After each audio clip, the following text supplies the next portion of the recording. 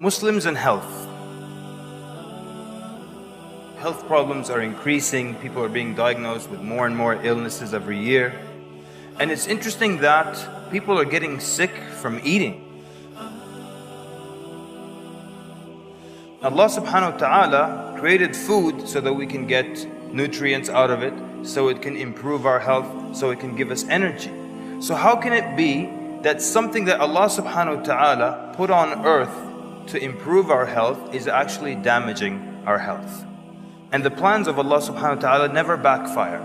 So that means then that the problem must be from the way we're consuming food and the amounts of food that we're consuming. So what we're consuming and how much we're consuming. Eat, drink, and do not go in excess.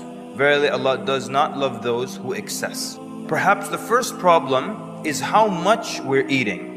Allah subhanahu wa ta'ala did not design our bodies to consume all the kinds of food and the amounts of food that we're consuming right now. For example, biologically, you only need to eat meat once a week. But we eat meat every single day of the week, and sometimes more than once a day. And we're offended if there's no meat at the table. So what happens? We were not designed to consume so much meat. And the result of this overconsumption, we get all kinds of illnesses. Gout, for example.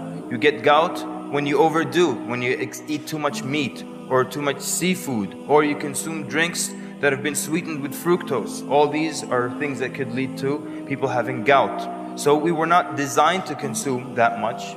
And Nabi sallallahu alaihi wasallam mentioned this in a hadith. You fill 1/3 of your stomach with food, 1/3 with drink, and then 1/3 you leave it for air. We mentioned the hadith like this is the minimum. The hadith begins when Nabi sallallahu alaihi wasallam said, the human being, son of Adam, has not filled any vessel. There's no container that you can fill worse than your stomach. Meaning, the worst thing you can fill is your stomach. Sufficient for the son of Adam are a few bites to sustain him. Just a few bites to keep you going. If there's no other way and you have to, then 1/3 for your food, then 1/3 for your drink, and then 1/3 for the air.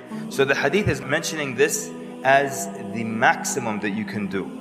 We mention it as if it's the minimum. Yeah, just start with that. No, that's the end. If you have to, there's no other way. Is that how much we consume now? Is that how we eat?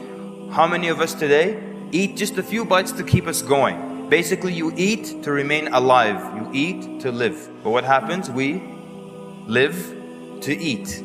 And so as a result of that, all kinds of illnesses arise. We're supposed to consume just a little bit to contain us. But we eat so much, and if there is just a little bit of air left in our stomach, we become uncomfortable. And we search everywhere for a grape, a banana, something to fill that little gap with. So we get ill because we overdo the amounts of food that we eat.